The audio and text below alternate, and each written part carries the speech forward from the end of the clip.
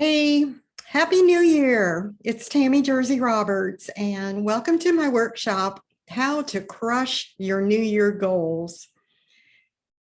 Oh, there's so many different ways to set goals and achieve goals, but I found over the years that it's easier and more achievable. Like I achieve more when I just relax into it and let things come to me. I have my focus and my attention. So I'm going to share with you how I turned a 12-month year into 17 months and how I keep my focus and my attention on my goals and how I let them come to me and how I notice when they are coming to me and how I'm grateful for that. So let's just get right into it.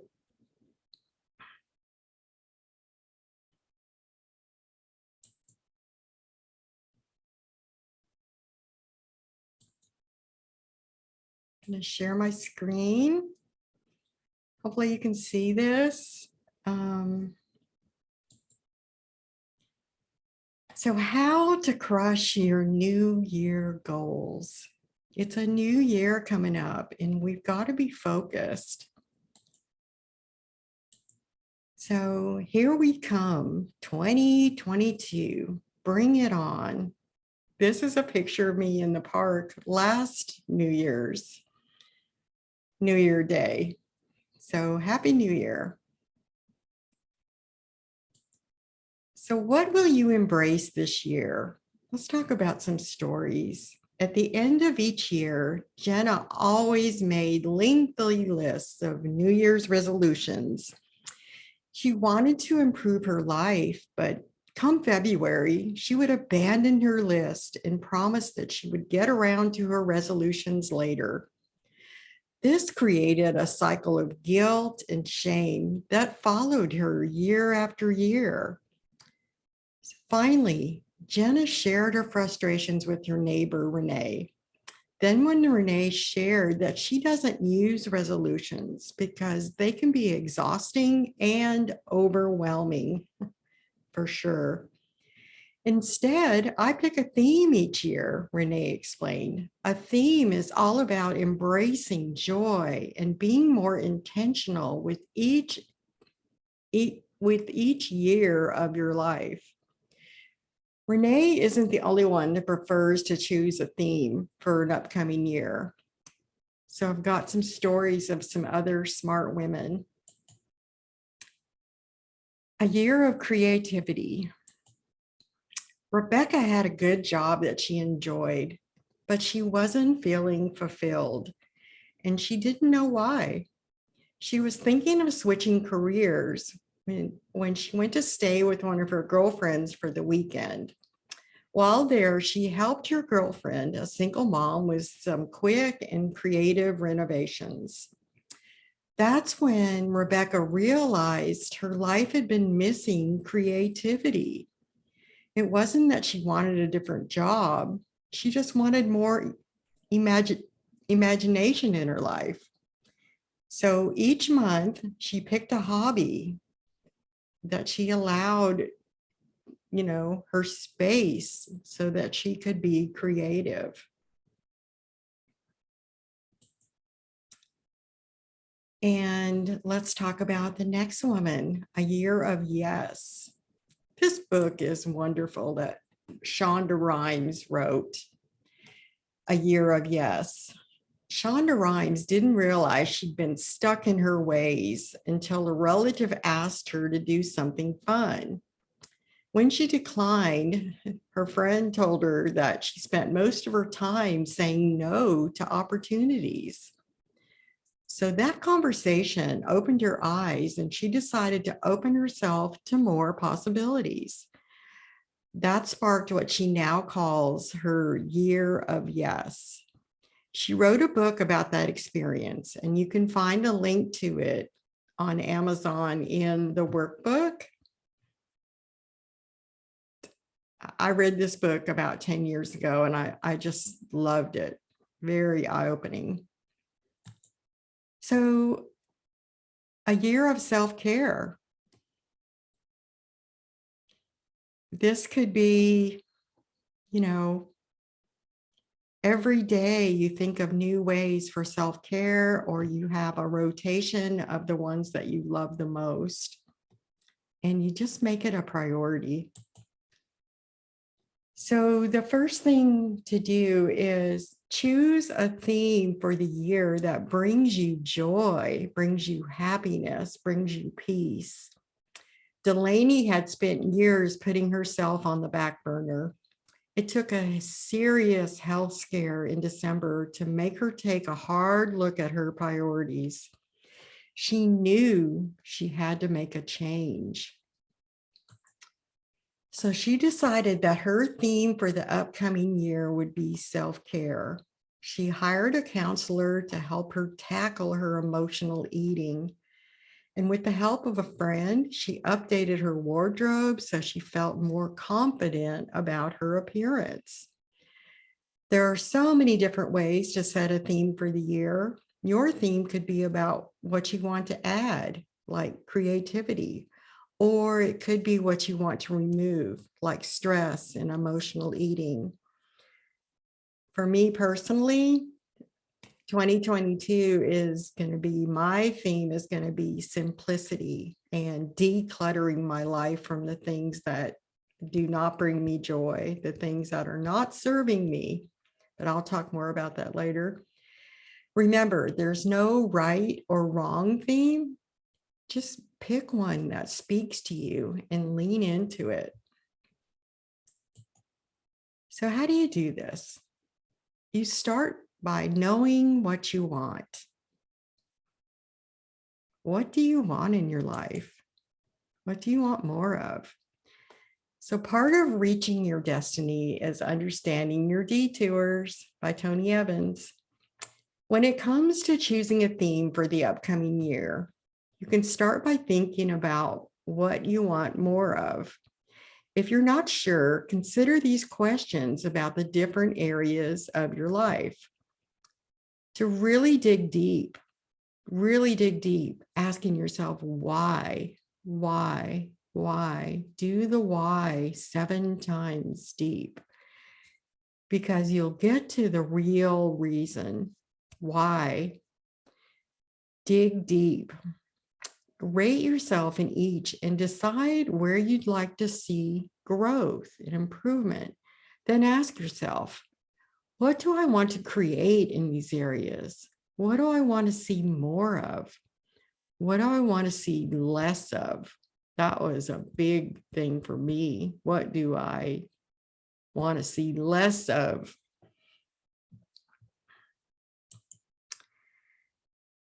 So the first area would be to look at is friends and family, love. Are you on a path?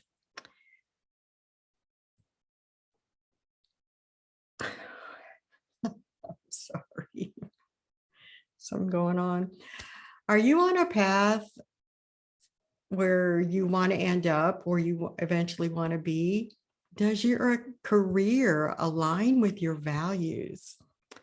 For example, if you value being home and raising little ones, then a career on the fast track has you constantly traveling.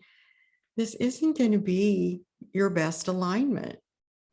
So how would you rate your overall career alignment? I think these got mixed up. Oh, this is for your career area. Sorry. So this is for your family and relationships. Are you happy in your relationships? Are you spending enough time with the people you love?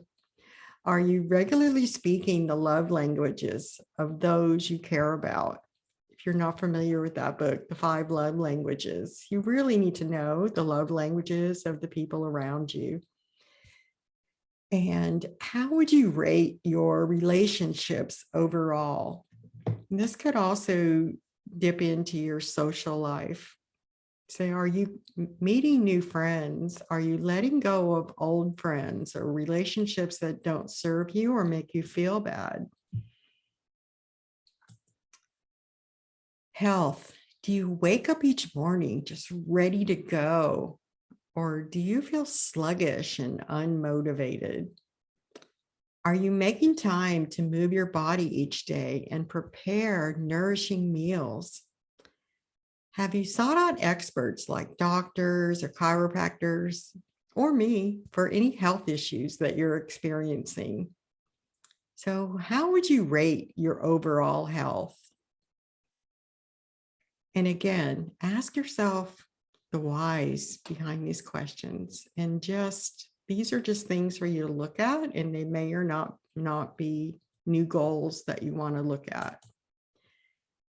Spirituality and faith. What kind of energy are you creating in your life and in your relationships? Do you feel at peace with God and the universe, the all powerful, whatever you call it? Do you anticipate good things happening to you and for you? This is huge. It's our human nature to think about anticipating bad things and worrying, and we need to let those thoughts go. And I'll talk more about how I do that, but do you anticipate good things happening to you and for you? Everything is working for your good. How are you living out your values of spirituality in your day-to-day life? Do you have a morning routine, an evening routine where you practice your spirituality and faith? And how do you rate your spirituality or faith overall?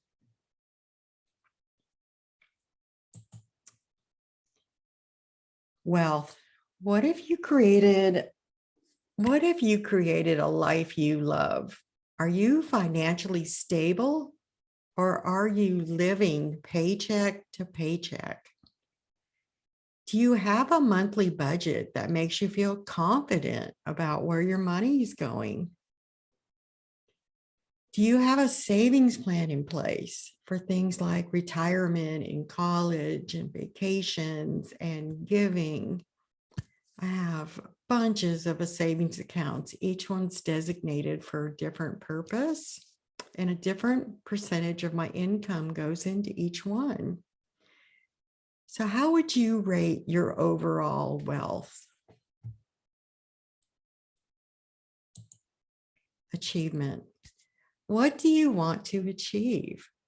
Are there goals on your achievement list that you haven't realized, that you've realized they're not that important to you anymore, and you need to drop them because they don't belong there anymore? What are some new achievements you'd like to add to the list? How would you rate your current level of achievement overall? Fun. Oh my goodness, this is so important. What activities do you consider fun? Are you prioritizing them? Are you regularly taking time away for fulfilling activities that energize you? How would you rank your fun experiences overall? Ideally, you want to rank your satisfaction with these areas of your life on a scale to 1 to 10. Of course, there's no right or wrong answer. If it feels like a 5 to you, then it is. If an area scores low, ask yourself why and consider what you might need to change in your life.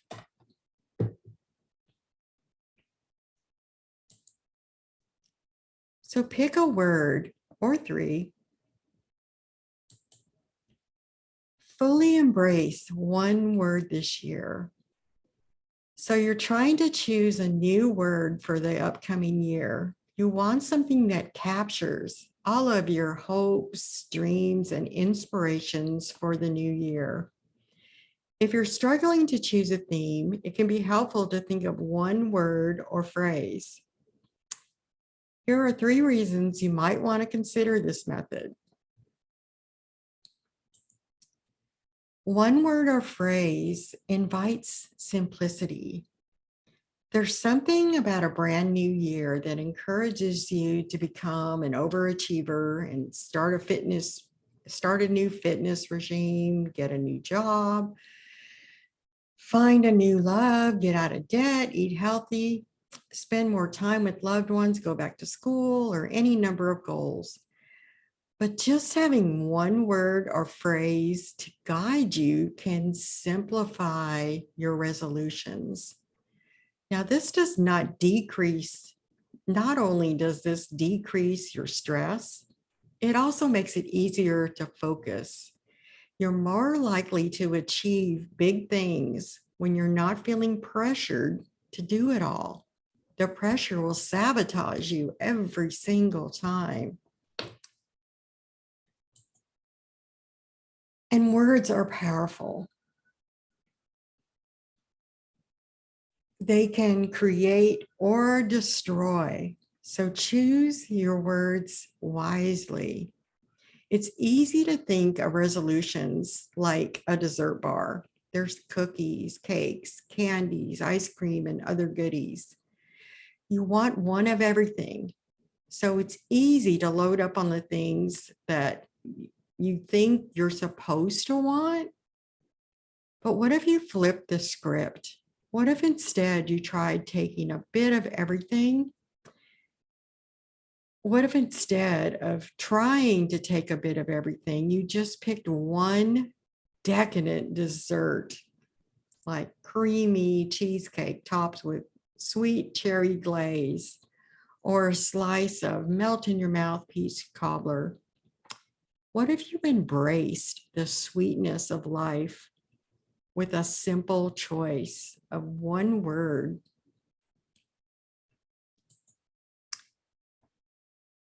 It's easy to fixate on what you don't like in your life. For example, if you're in a bad situation that you feel like you can't change, you may keep throwing around the word like I'm stuck. But choosing one word to embrace can shift your focus. What if you use the word purpose to remind yourself that there's a purpose for the situation you're in? Or what if you chose the phrase, this too shall pass?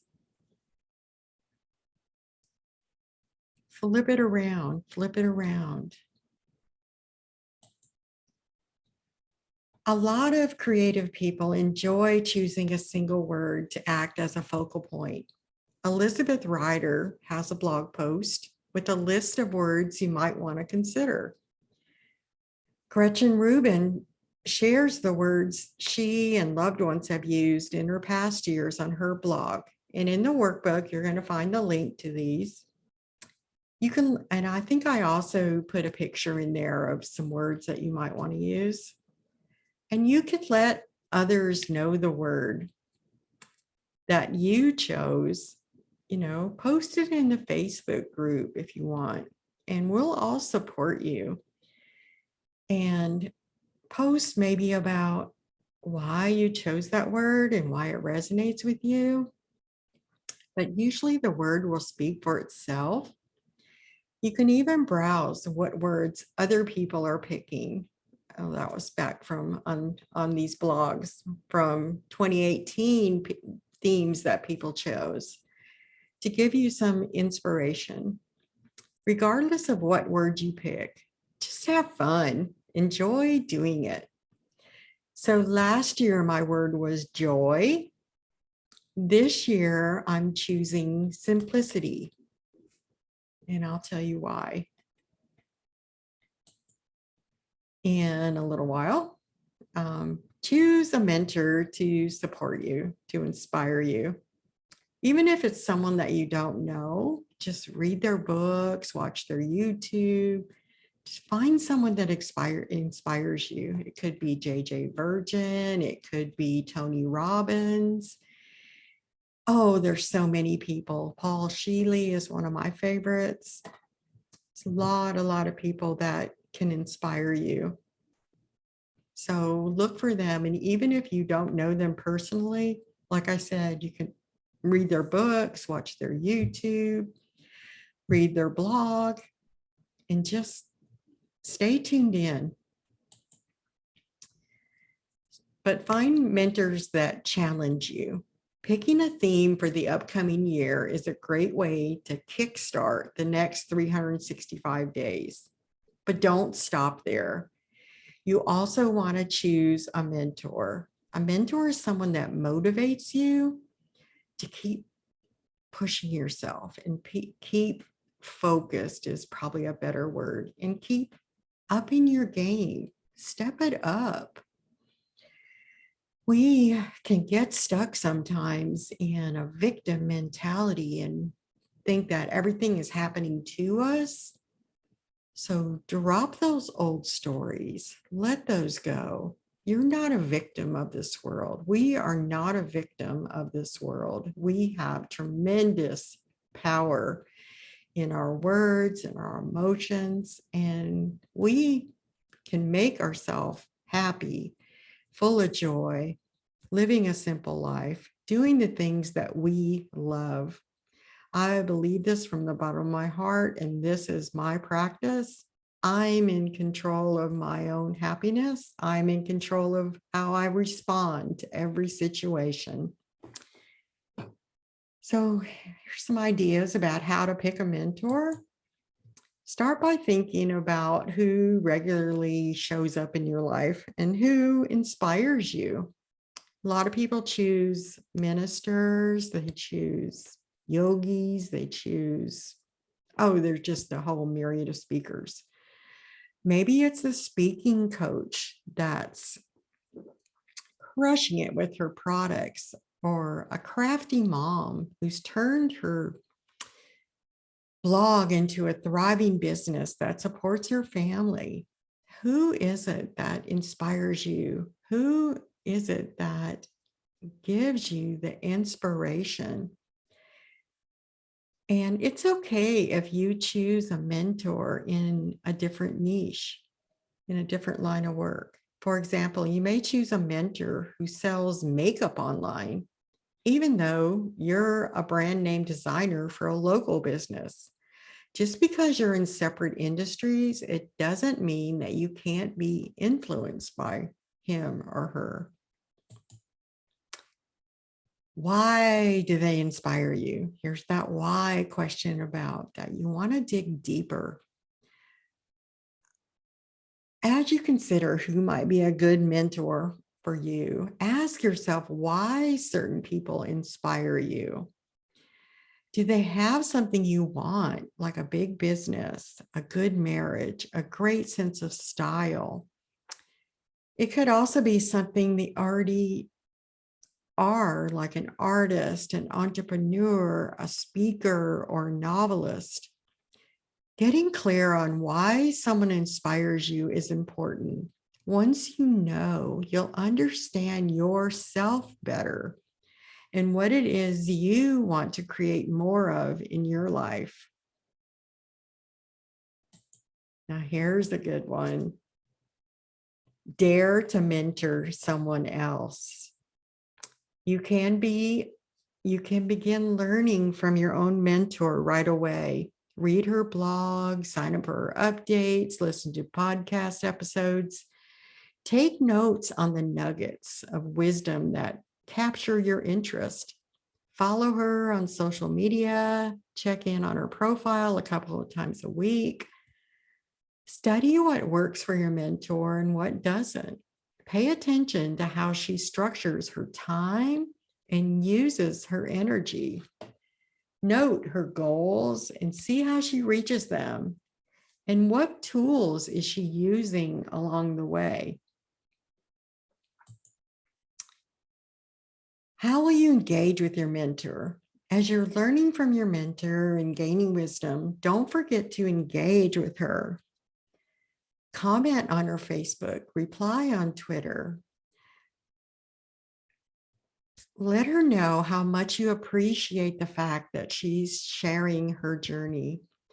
Look for ways that you can hang out with her, whether online or in a virtual space or in person. Sign up for her webinars and attend her conferences that she's speaking at. Watch her live streams on Facebook. and try to take her courses. Finding a mentor doesn't have to be hard or complicated. In fact, there's probably one or two women that you already admire, and you can learn a lot from them. And I want to mention here that over the years, your choice of mentors will change. You're growing and you're stepping it up, and you're just in a different place. So people that resonated with you 5-10 years ago, they may not be hitting that mark now. So you always want to reach out and, this time of year, or I do this a couple of times a year, asking like, who else can I look at now? So grow into your best self. It is possible to hire a coach. I've had many, many coaches throughout my life for a variety of different things. Growing into your best self isn't always easy. It usually requires some hard work, but mostly it requires discipline. That's why having a coach by your side can be so helpful. You have someone that understands what you're doing and pushes you, nudges you to achieve your goals. But before you hire your first coach, keep these 4 tips in mind.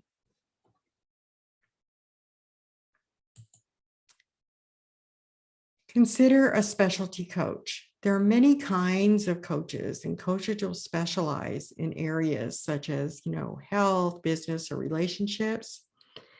The advantage of choosing a specialty coach is that she spends her time serving people almost like you. This means that she already knows the best tools and methods that can help you achieve your goals. However, it's important that you don't try to change your whole life by taking on 15 different specialty coaches. You're likely to be overwhelmed. Instead, just pick one area of your life that you want to change in this upcoming year and focus on that. I've had many coaches in my real estate business that I met with them on Zoom every 2 weeks, and they would ask me the hard questions. They knew my goals and they knew the things I needed to be doing to take action for those goals, the baby steps. So what is one goal that if you achieved it, your whole life would improve? Maybe it's in your finances or your health or your marriage. Whatever that area is, think about what you want to accomplish. Like, what is the one goal that would change everything for you? And this is usually the goal that I also use when I'm thinking about my theme for the year. Remember, your coach cannot create a goal for you. She can help you refine your goals so it fits your values and honors who you are. But you're likely to get more out of your coaching sessions if you already know your destination, like where are you going? And take your time. Don't rush to hire a coach just because the new year is starting. Choosing the wrong coach is like buying the wrong pair of shoes that are too small. They're just going to hurt your feet, and hiring the wrong coach is just not going to be a fit for you.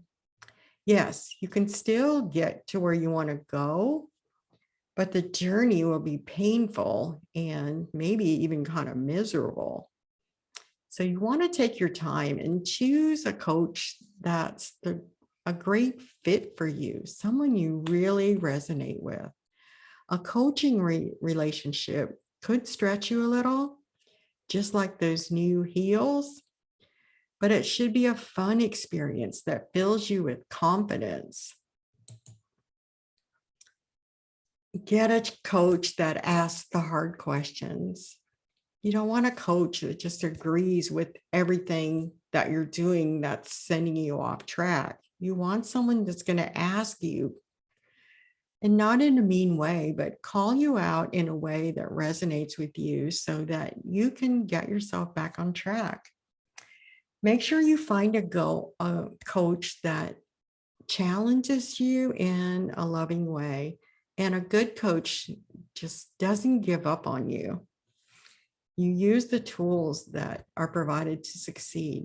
She also mines deeper. She goes deeper, looking for the hidden mindset issues that are holding you hostage and keeping you from accomplishing your goals. Everything starts in your mind. When it comes to choosing a coach, don't settle. Keep searching until you find a coach that you really connect with and that challenges you to be the best version of yourself. Happy New Year. And that's a wrap. If you do have any questions, just find me in the Facebook group.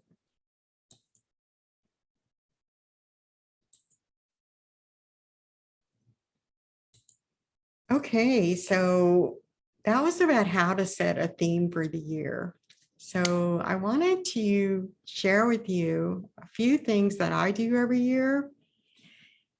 And the first one is how I turn a 12-month year into 17 months. And so what I do is very simple. I divide the year up into 3-week segments. So I start on my Google Calendar the first Friday of the month. This year, I'm actually, since New Year's Eve is on a Friday, I'm starting it on December 31st. And because I like to do this on my Fridays, I have it in my calendar on Friday. So the first Friday of the year, you put new intentions and you put it on your calendar, and then you have it recurring every third Friday. So this is a 3-week cycle and 21-day cycle, and it turns your whole year into 17 segments, which is anything that you can do in a month, you can do it in 3 weeks. And this is without pushing. I try not to push anymore. I just keep my focus and my attention.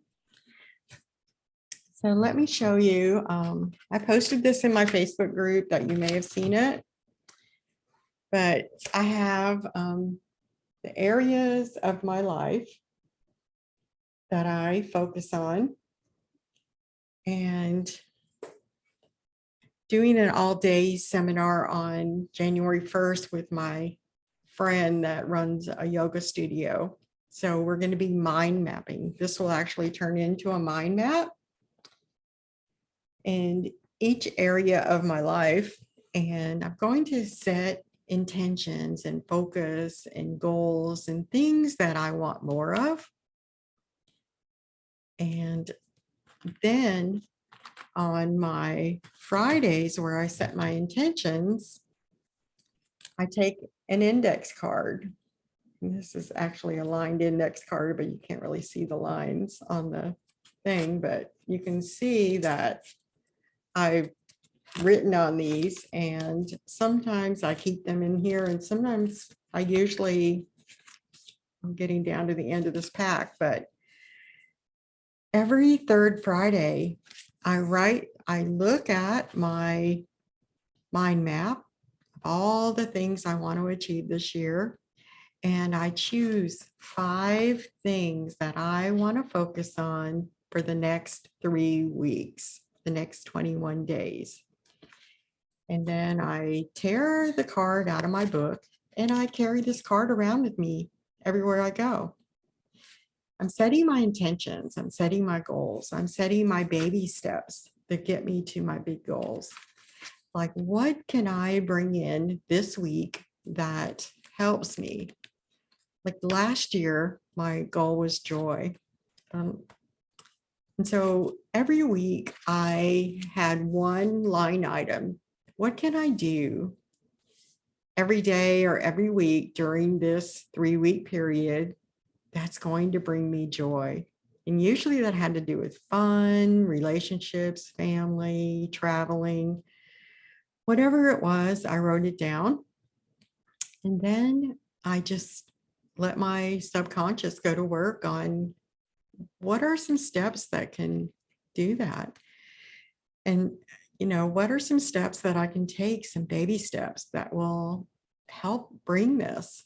And then when it shows up, it's critical that you acknowledge it, you're grateful, you write it in your journal. You just do everything to,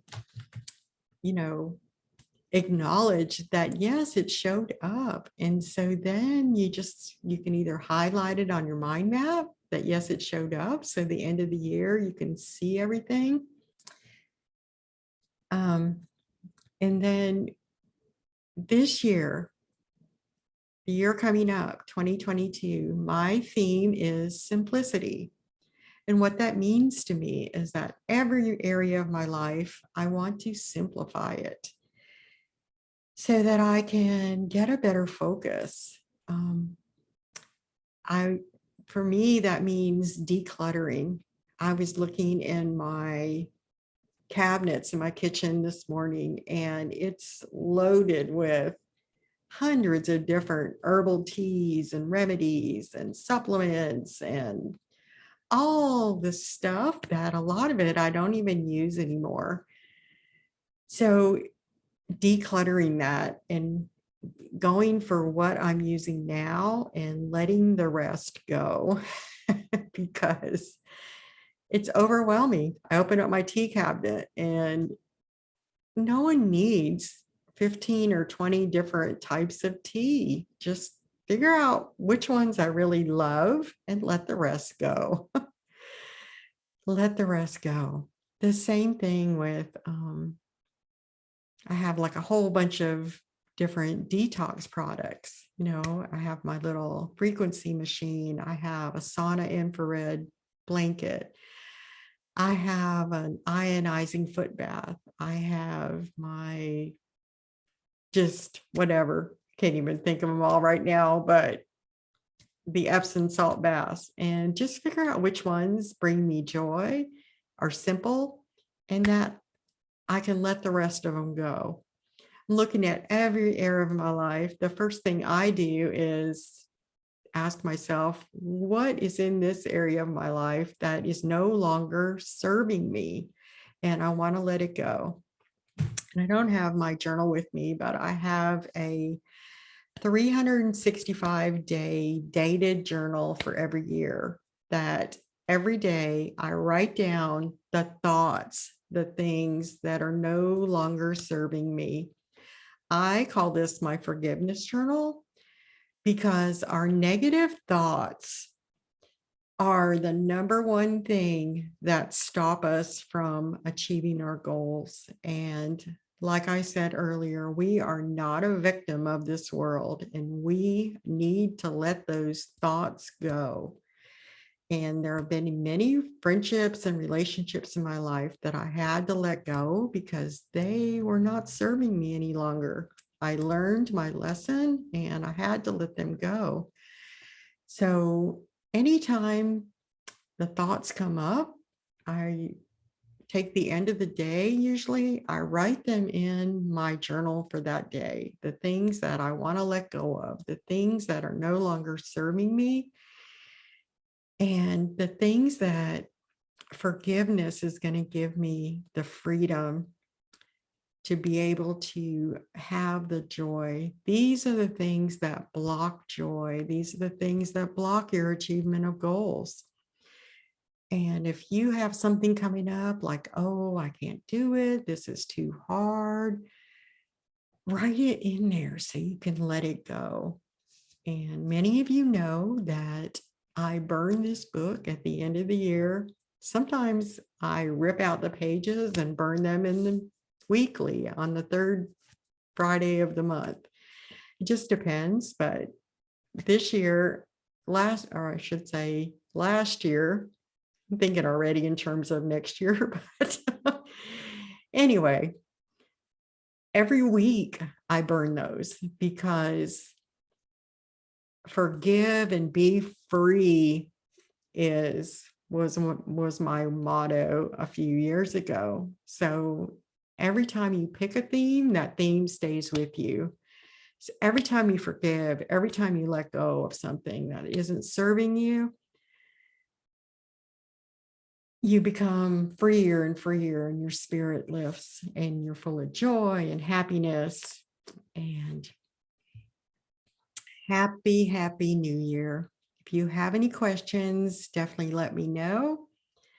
And let me know what your theme is for the year. Happy New Year. Love you.